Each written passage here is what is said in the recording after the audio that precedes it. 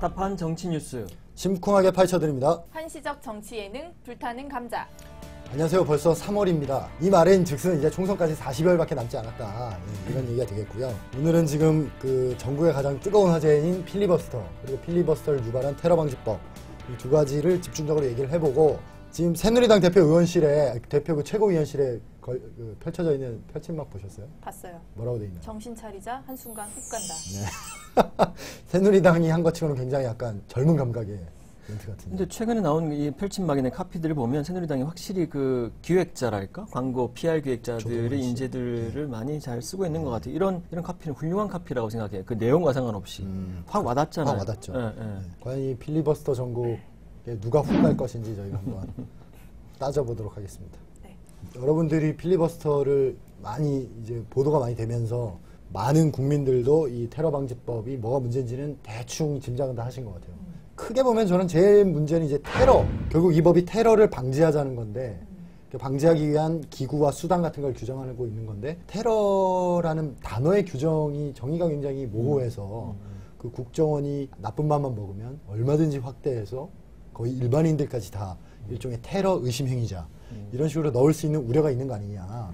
보통 법조와 이렇게 법을 만들 때 보면 그렇죠. 이렇게 앞에 정의가 제일 먼저 들어가지 않나요? 2조에 있죠. 근데 이거는 지금 테러방지법 같은 경우는 테러를 뭐라고 정의를 해놓은 거죠 지금?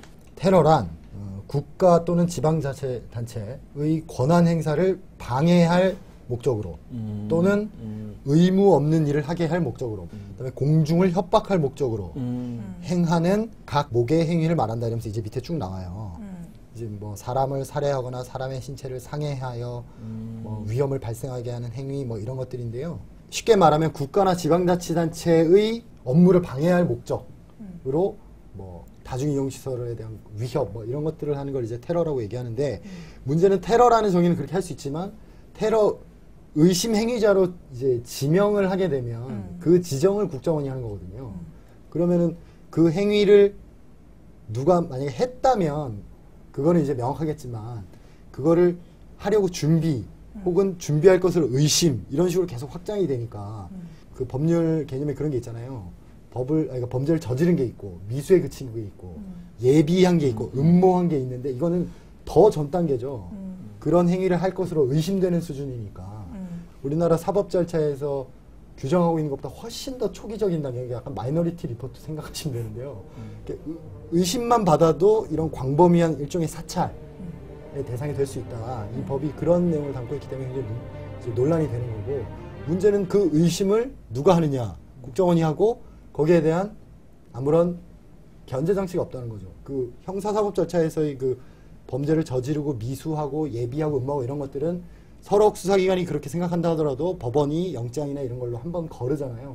근데 이 법의 체계에서는 국정원이 그렇게 의심하면 이런저런 민감한 정보들을 요구해서 그 사람의 주변을 들여다볼 수 있게 영장 없이 영장 없이. 그러니까 지금 이제 사실은 이 법 관련해서 일단 우리가 알아둬야 될 게 정보기관 가운데 세계 각국에서 우리나라 국정원만큼 수사권을 가지고 있는 경우가 극히 예외적이고 일단 기존의 수사권은 이제 간첩 잡는 데 쓰였단 말이에요. 쉽게 말하면. 근데 간첩 잡는 데서 굉장히 무능하거든요. 국정원이. 최근 한 3년여 동안 국정원 뉴스에 등장한 건 딱 두 건인데 하나가 그 서울시 공무원 간첩 조작 사건하고 국정원 대선 개입 댓글 사건이에요. 이 두 가지 일 말고는 국정원이 뭘 하는 기관인지 모르는 상태에서 이 국정원의 기존의 수사권을 가지고 방금 설명한 그 테러에 대한 굉장히 광범위한 의미로 포괄적으로 게다가 사전적으로 차단하는 방식으로 사실상 전 국민을 상대로 수사를 할 수 있는 권리가 생기는 거예요. 그래서 뭘 수사를 하겠다는 거냐면 도청과 감청과 계좌를 들여다보는 일을 영장 없이 하겠다는 거고 그러니까 국정원이 가지고 있는 무소불위의 권한에다가 더해서 사실상 24시간 5천만 국민 가운데 누구든 특정하면 곧바로 국정원의 수사 대상이 되는 상황이 생기는 건데 이게 왜 중요하냐 하면 민주국가의 여러 가지 개념 가운데 법치국가라는 게 있거든요. 권력을 함부로 행사하지 못하도록 법적으로 다 일련의 그 절차와 그 제도를 만들어 둔 건데 그거 다 무시하고 지금부터 굴러가겠다는 거고 이런 걸 우리가 일컬어서 독재국가라고 하죠. 그러니까 이 테러 방지법의 장명을 누가 했는지 모르겠지만 이데올로기적으로는 굉장히 솔깃하게 들리지만 실제로는 한마디로 말하면 국정원 강화법이고 이 국정원 강화법이 또 주목해야 될 이유가 뭐냐 하면 역대 대선 또 대선 직전에 이루어진 총선 가운데 90년대 이후에 북풍, 이른바 북한 관련된 변수를 특히 국정원이 연관된 상태에서 뭔가 이슈가 되는 일을 겪지 않은 상태에서 치른 적이 없어요. 그러니까 국정원 또 지금 안 그래도 대북 관련된 긴장 국면 등등과 관련해서 국정원 이런 방식으로 그 일반 국민들의 사생활과 개인 영역을 다 감시하기 시작했을 때 어떤 일이 벌어질지는 이제 지금 무서운 일인 거죠. 미국이 9.11 이후에 그 정보기관 CIA가 그때 9.11 관련 첩보를 들어왔지만 9.11을 못 막았던 거거든요. 그래서 이제 CIA가 이제 소위 말하는 정보기관의 어떤 개혁 이슈가 그때 미국에서 불거졌고, 그래서 미국에서 결국 내린 해결책은 그 CIA가 그때까지만 해도 정보를 수집하고 분석하고 판단하는 것까지 한 몸에서 다 했단 말입니다. 그렇게 하다 보니까 오류했을 그죠. 수도 있고, 네. 그러다 보니까 CIA에서 그 판단 권한 능력을 떼내고 CIA는 그냥 해외 정보 수집만 맡기고 그 정보를 CIA 정보뿐만 아니라 뭐 FBI, 뭐 국토안보부 여러 정보기관들이 있으니까 그 정보들을 다 취합해서 판단하는 기구는 별도로 만들었거든요, 미국이. 권한을 다 쪼개놨는데 우리나라는 지금 국정원 혼자서 해외 정보 수집해, 국내 정보 수집해, 분석해, 판단해, 수사도 해, 이제 방지까지 하겠다, 이걸 다 하다 보니까 이 행위 자체가 잘못했다기보다 국정원이라는 조직의 설계가 이렇게 위험하게 돼 있는데 권한을 더 준 게 맞느냐, 이런 우려가 나옵니다. 관련해서 두 가지 포인트가 있는 거죠. 미국은 CIA가 약간 우리 상식적으로 알고 있듯이 사실은 전 세계를 상대로 이제 도감청을 한다는 거잖아요. 그렇죠. 근데 방금 김원철 기자 지적한 것처럼 정확히 그들은 실제로 해외에서 활동하는 거예요.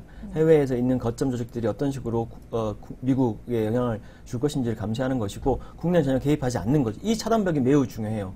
미국에서 그렇게 수많은 그 정보 인권에 대한 이슈가 불거짐에도 불구하고 CIA가 가지고 있는 그렇게 나름대로 막강한 권한이 당장 핫한 이슈가 되지 않는 이유는 어찌됐건 CIA는 밖에서 오는 거죠. 근데 방금 우리가 살펴본 것처럼 지금 테러 방지법 자체는 심지어는 국가와 지자체라고 규정을 하고 있잖아요. 그 국내에서 일어나는 일들에 대해서 감시하겠다는 타겟을 가지고 있으니까 이제 기본적으로 좀 접근이 다른 것이고, 또 하나의 문제가 9.11 이야기하셨는데 9.11이 뭐냐면 미국이 2차 대전 진주만 습격 이후에 반세기 만에 처음으로 본토 공격당한 사건이에요. 실제로 사람이 수없이 많이 죽었고, 즉 실제로 그것이 국가 비상사태에 해당될 만한 일이었잖아요. 그러니까 지금 이제 박근혜 정부가 추진하고 있는 게 이제 결국 이게 국가 비상사태라는 거 아닙니까? 뭘 가지고 비상사태로 선포했느냐 하면 핵실험했다, 장거리 미사일 쏘았다인데 핵실험을 지금까지 북한이 2006년, 2009년, 2013년 이번까지 4번 했습니다. 장거리 미사일만 따져도 98년, 2006년, 2009년, 2012년 이번까지 5번 했고요. 천재신가요? 그걸 어떻게 다 적어 외우나요? 왔습니다. 대충 정도 됩니다. 다시 말하면 이 기간 동안에는 MB 정부 시기도 포함됩니다. 그러니까 이걸 이번에 처음 핵실험한 게 아니고 이번에 장거리 미사일 처음 쏜 게 아니에요. 그럼 지금까지는 비상 상태가 아니었을까요? 자, 그다음 핵과 미사일을 했고 시험을 했는데 그 누굴 타겟으로 하는 겁니까? 미국 본토를 타겟으로 한다고 우리 다 썼잖아요. 언론 보도하고 박근혜 정부도 그렇게 보고하고 있잖아요. 그러면 국가 비상 사태를 선포해야 될 사람들은 미국이에요. 그렇죠. 그죠. 혹은 그 중간에 떨어질 것을 염려하는 일본이거나. 미국이 뭔가 긴장을 하고 뭔가 조치를 취하고 있지만 그들이 국가 비상사태라고 이야기를 합니까? 이것은 북한이라는, 예컨대 우리가 북한 체제가 기본적으로 전시 체제이고 적대 세력이라는 걸 인정합시다. 근데 이것은 상수잖아요.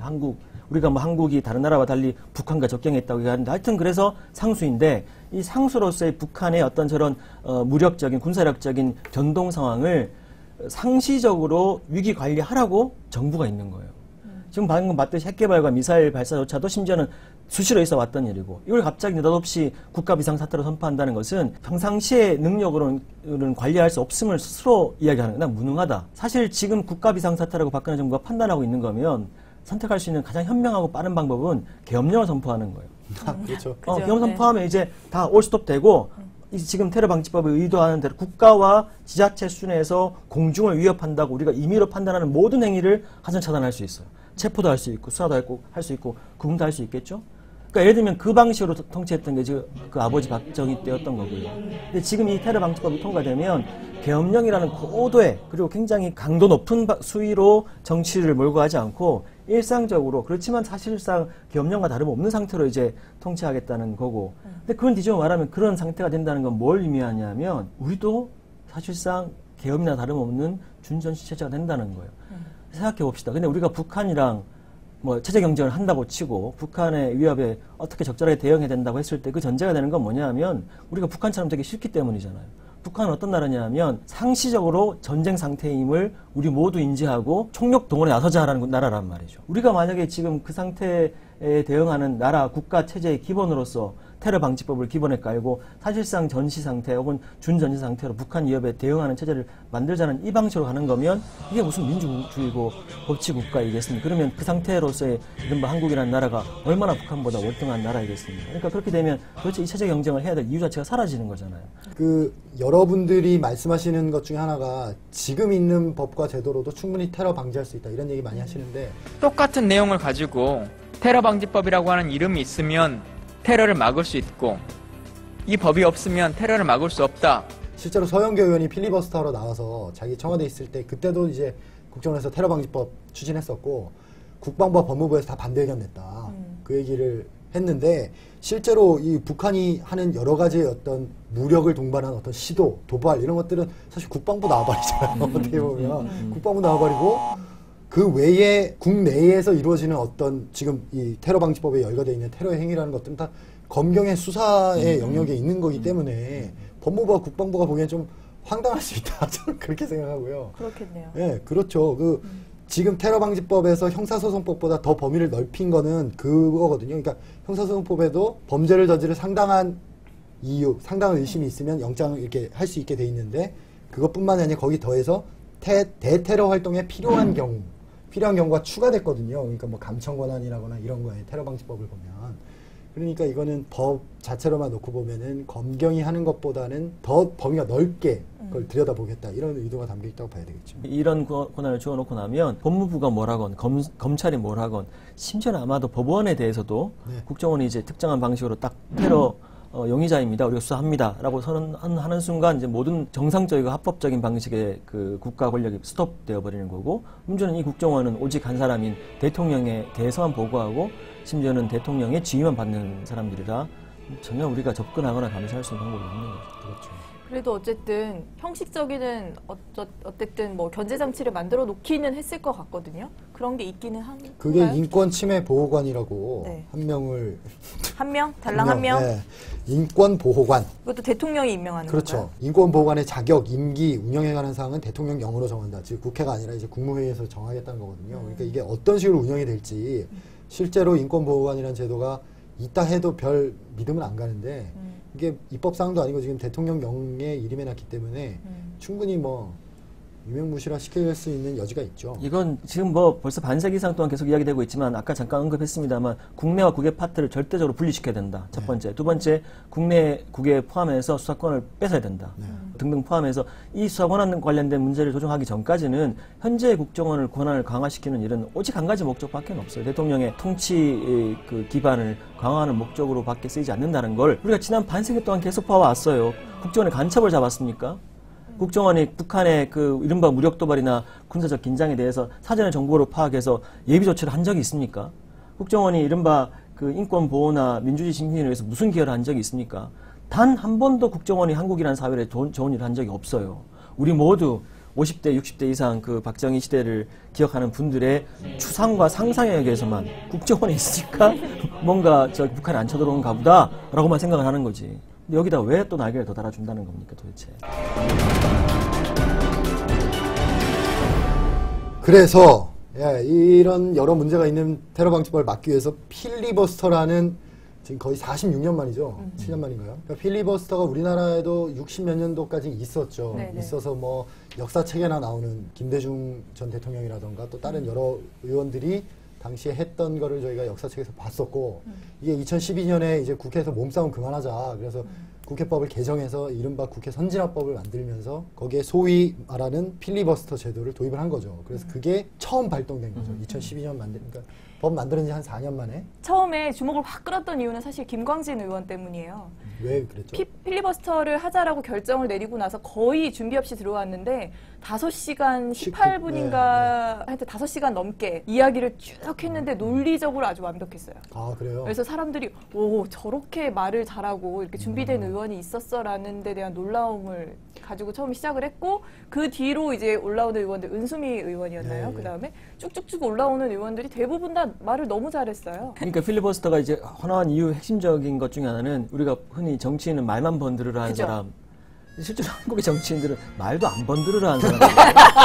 말을 잘 못하는 사람들이었단 말이죠. 근데 우리가 예를 들면 영국 BBC 같은데 뭐 매일 그 의사당에서 그걸 중계 그 편집해서 보여주는데 정말 우리가 문화적 충격을 받게 되는 것 중에 하나가 총리가 거기 내각제니까 이렇게 앉아 있다가 야당 의원은 질의하면 즉석에서 이야기를 하는데 정말 훌륭한 영어예요. 훌륭한 연설이고. 이거 알아들으셨다는 거예요? 알아듣는 영어가 발음이 괜찮나 보죠? 그다음 요즘 가끔 유튜브나 그 페이스북에 나오죠. 오바마 가끔씩 연설하거나 나오고. 우리 보는 감독은 뭐냐? 그 스타일도 있지만 네. 기본적으로 그루브가 있어. 그렇지. 그 언어, 그 언어를 통한 메시지 이게 메시지보다도 그 메시지를 담고 있는 언어 자체가 아름답잖아요. 그러니까 사실은 정치가 해야 될 중요한 일 중에 하나가 언어를 통해서 메시지를 전달하는 일이므로 언어의 전문가가 되어야 되는 거고 기자들이 마치 기사를 글 문장을 잘 써야 되는 거와 마찬가지 같은 거지. 근데 이제 안 그랬었는데 혹은 안 그런 줄 알았는데 비록 일부이긴 했지만 이번에 일단 그 정치적 언어의 일단 향연 같은 걸 우리가 본 거예요. 일단 그래서 제가 봤을 때 이게 미학적 아름다움 같은 게 있어요. 미학적 그 쾌감 같은 거, 즐거움 같은 게 일단 있고 두 번째는 이제 그거를 이제 드라마틱하게 한 거죠. 필리버스터가 이루어진 과정은 국회의장이 비상사태라고 함부로 판단하고 여야 협의 없이 함부로 법안을 게다가 국가 근간을 흔드는 법안을 통과시키니까 반대하는 취지에서 나온 것이긴 시작된 것이긴 하지만 이 여기에 매달리는 이 민주주의를 지키겠다는 야당 의원들의 어떤 모습과 발언들이 진정성 차원에서 뭔가 이제 소구하는 바가 있었던 것 같아요.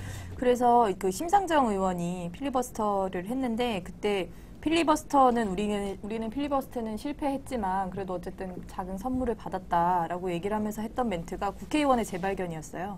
어쨌든 정치는 나쁘고 백해무익한 것이다라는 색안경을 끼고 있었는데 그걸 벗어 던지자 국민의 대표와 국민들 간의 거리가 상당히 많이 좁혀들었다라고 해서. 근데 이거 사람들이 다 봤어요? 5시간, 6시간씩 하는데? 김원철 기자는 안 보셨어요? 왜 네, 모르시는 저는 안 거예요? 뭐 어디 해외라도 갔다 오셨나요? 한국에 있었는데 안 봤어요. 그 기간 동안에 네. 외국에 가 계셨죠? 네네. 잘 치르고 오신 거죠? 김용남 의원이 은수미 의원한테 막말을 했다는 얘기는 그런다고 공천 못 받아요! 그렇게 얘기했어요? 라고 얘기했죠. 그게 막말은 아닌 것 같은데. 또 하나 더 이제 박원석 의원한테 있죠. 저기 나와서 반대 토론하는 사람들은 다 당선 가능성이 없는 사람들입니다. 라고 얘기했죠. 그렇군요. 왜 그런 이야기를 할까요? 기승전 총선이고 기승전 당선이고 뭐. 그러니까 이제 그 말에는 담겨 있는 거예요. 그 새누리당에서 보기에는 민주당 의원들이 평소에 알기로 저렇게까지 전투적이지 않은데 선거 때 어떻게 한번 해보려고 저렇게 쇼하는 거다라고 생각하는 것 같아요. 그리고 그게 실은 보수 성향의 어떤 사람들이 이 필리버스터 전국을 봤던 시선인 것 같기도 해요.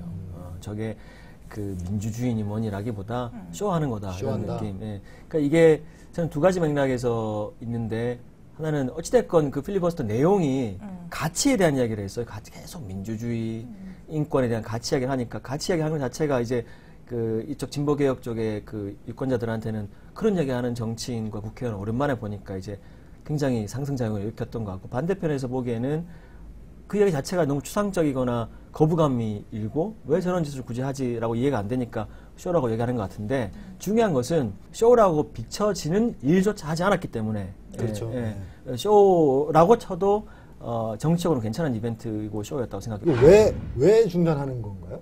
이건 저의 추정인데 김종인 대표나 민주당 의원들의 상당수는 현재 이 테러 방지 법안 관련된 필리버스터라는 이슈가 국민 대다수 특히 중도 지향의 유권자들에게 그다지 먹히지 않는다라고 판단하는 것 같아요. 이게 여론조사를 했는데 오히려 필리버스터를 반대하는 의견이 더 높게 나왔어요. 46% 정도. 그렇죠. 실제로 모든 인권, 민주주의라는 가치와 관련된 이야기들이 중도나 특히 보수 쪽에서 그렇게 와닿지 못하는 측면이 있고 선거라는 건 기본적으로는 중도층을 끌어오고 부동층을 당겨오는 거니까 당대표 입장에서는 선거 전략상 이거 오래 가지고 가서 이른바 집토끼를 결집시키는 것은 부족하다라고 어떤 판단을 내린 것 같아요. 그게 이제 제가 생각하기에 뭐랄까 냉정하게 현실적으로 본 민주당의 판단인 것 같은데 제가 생각하기엔 이래요. 그 과거에 말이죠. 한나라당이 뭐 여러 가지 사례가 있습니다만 길을 쓰고 법안을 통과시키거나 막은 몇 가지 사례가 있는데 예컨대 미디어법, 사학법, 참여정부 시절에는 사학법 개정하려면 끝까지 막았고 뭐 날치기도 하고 몸싸움하고 별별 짓을 다 했거든요. 근데 이 두 가지 법안의 공통점이 뭐냐면 혹은 한나라당이 혹은 지금 현재 새누리당이 끈질기게 끝날 때까지 물고 늘어지는 법안의 공통점은 이해관계자 집단이 있어요.